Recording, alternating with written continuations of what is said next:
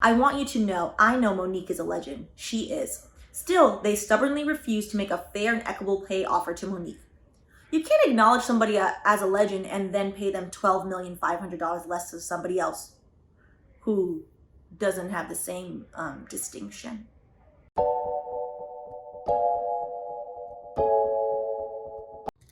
Welcome back to Wine and Chill, your home for all things alleged entertainment law, scams and shams, and millennial adulting.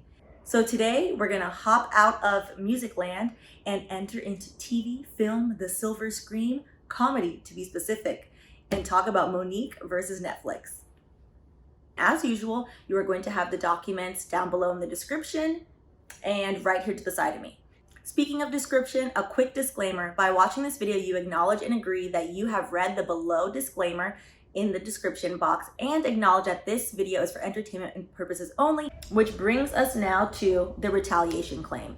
When you enter into any type of employment agreement, any type of employment situation, even if you are a contract worker, you have certain protected privileges. You are allowed to tell people like, hey, this is not fair. You are protected under the law to do those things. When someone then revokes the deal from you, is retaliatory. So that's what Monique is saying. So Monique, as we all remember, went and publicly told everyone like, hey, these mofos offered me $500,000. Like, hello, there are extra zeros in everybody else's stuff but mine. Mind you, they didn't even offer her $1 million. That still would have been less. They offered Monique 6 figures compared to everyone's 8 and 9 figures. It's disrespectful. When you see it written out that way, it's disrespectful. On page 20, paragraph 70, both personally and through her representatives, Monique pushed back on the terms of the offer, calling out Netflix for discriminating against Black women. Paragraph 71, initially with her explicit authorization and acting on her behalf, Monique's representatives wrote Netflix executives pleading that they reconsider the racially and gender biased offer and noting that Monique was blindsided by it. Monique's representative questioned what makes Monique, who has been labeled a living legend based on her awards from around the world, her tenure in the game, and her diverse body of work, somehow worth $12,500,000 less than Amy Schumer to Netflix. When you put it like that, the level of disrespect, let's be honest, Miss Ma'am Amy Schumer doesn't have an Oscar or a Golden Globe. And you know, I keep my personal opinions to myself. Monique's representative pointed out that her Black male counterparts were even paid $7 million more per show than Schumer, all of which drove home the point that it made no sense for Monique to be offered only $500,000 for similar work. That sums it up. They paid the white woman less than the man. They paid the Black woman less than the white woman. Make it make sense. So then we're gonna go to paragraph, we're on page 20 of the complaint, paragraph 74. At all times during these discussions, Netflix executives made clear that they had the highest respect for Monique and that they were well aware of her outstanding career. In fact, during one discussion, Pra himself acknowledged, as one of the executives, I want you to know, I know Monique is a legend. She is. Still, they stubbornly refuse to make a fair and equitable pay offer to Monique. You can't acknowledge somebody as a legend and then pay them $12,500,000 less to somebody else who doesn't have the same distinction. Then in paragraph 76, Monique herself, so now we're gonna talk about her boycott. And I know y'all remember when Monique was telling people you need to cancel Netflix, and people were saying, oh, Netflix, sis, pick something else. I don't know about my Netflix. But when you see it like this, there are systemic issues that need to be addressed. So paragraph 76, Monique herself engaged in additional protected conduct. Among other things, she personally spoke out publicly about the discriminatory offer and called for a boycott of Netflix, including raising the concern that if she did not speak up and out for pay equity for Black women, she would merely be perpetuating the pay equity gap for Black women rather than working to change the inequities for future generations. In Monique's words, I couldn't accept that low offer because if I did, I couldn't sleep at night. If I accepted $500,000, what does Tiffany Haddish have coming? If I accept that, what does the Black female comedian have coming? Because what they'll say is, Monique accepted this and she's got that. So what do they have coming? And that's the truth, to be honest. It's the principle of the matter. So between us, I'm assuming, and maybe some rich people are on the page, and if you want, let me know. However, between us normal people who $500,000 is a shit ton of money. Let's be honest.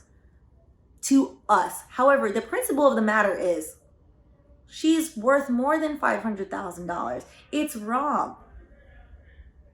It's wrong. Yeah, we can sit here and be like, $500,000 sounds great. $500,000 compared to someone's $12,500,000 offer. Now, y'all know I'm allergic to math, so you can do the math there. But the percentage ratio of that's more than 400% higher than what Monique is getting paid. I think. Whatever. You do the math and let me know in the comments. Y'all know I outsource the math to you. Come on. This is a symbiotic relationship.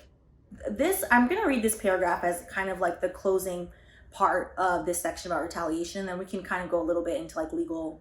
It's a motion to dismiss if you guys want to. I don't know if you guys are super interested in that. But I think it's important, the reason why I chose this case and why I think it's important that we have this discussion.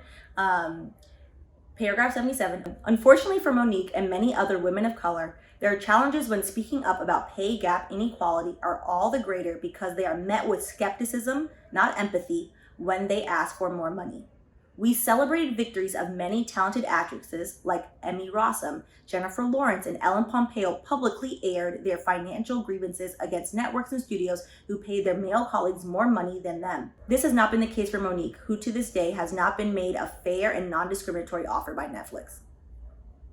This here is the issue that I'm going to talk about it for a brief second, and I just want to say it so that way you guys think about these things, because this has happened to me, that I have been underpaid, and I only found out because my white male colleague then told me, and then told me to advocate for myself. When Black women, when Latinx women, when Indigenous women speak up for themselves and say, hey, that's not fair, it's a look of, oh, don't say that to me. Leave it alone. Stop bothering me. Be happy and be grateful that I let you in the space. When white women do the same thing and say, hey, that's not fair, I earned my money. It's a celebration. It's yes, let's stand in sisterhood. It's yes, the brown women, the Black women, standing up for them. Who stands up for us? Something for you to think about. So with that being said, let me know. What do you guys think? This is currently now, basically, Netflix tried to have the retaliation claims thrown out. That's what motion to dismiss is. We can look at that very quickly. Don't want to bore y'all with the legalese of it. Basically, a motion to dismiss is when the claim is filed. That's the other party saying like, oh, this claim is a crock of nonsense. So yeah, let me pull up the minutes. So this is the minutes from the motion to dismiss, the second motion to dismiss. 2 times Netflix was like, listen, this retaliation claim, there's no claim there. That's what a motion to dismiss is basically saying, like, there's no claim there, court, please dismiss it, make it go away. And then this is a new format for you guys to see. This is the actual minutes from the law clerk.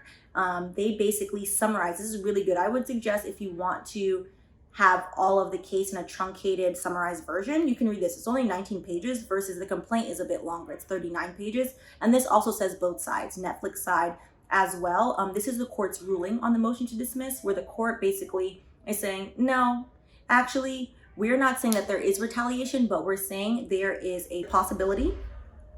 And because of that, we're moving forward with this. So this is from July 15th of this year. So what I think might actually happen is Monique, on the principle of the matter, has been advocating for herself, and not only for herself, for other Black women. This is why she hasn't let the issue go, which I really commend her for doing that. I think this might actually go to trial. If they don't settle, I think we might actually see a full trial, which will be great to see because, let's be honest, Angela Bassett, Viola Davis said this the other day, what she gets paid versus what Meryl Streep gets paid, honey, it's apples and oranges, and it's wrong. Black women deserve their flowers. It's time everyone else pay up. So highly suggest you read that. So that's what that is. But yeah, let me know. I know this one was a little sombering, not as jovial. But these issues are also real life issues that I'm sure many of you are facing. And if you are, let me know in the comments. I want this to be a space where we can all like learn and build each other up. And if you haven't already, please go ahead and subscribe. And I just want to end this with what I've said now, probably for the third time, to all my black cis friend out there. You deserve more than 61 cents to a white man's dollar.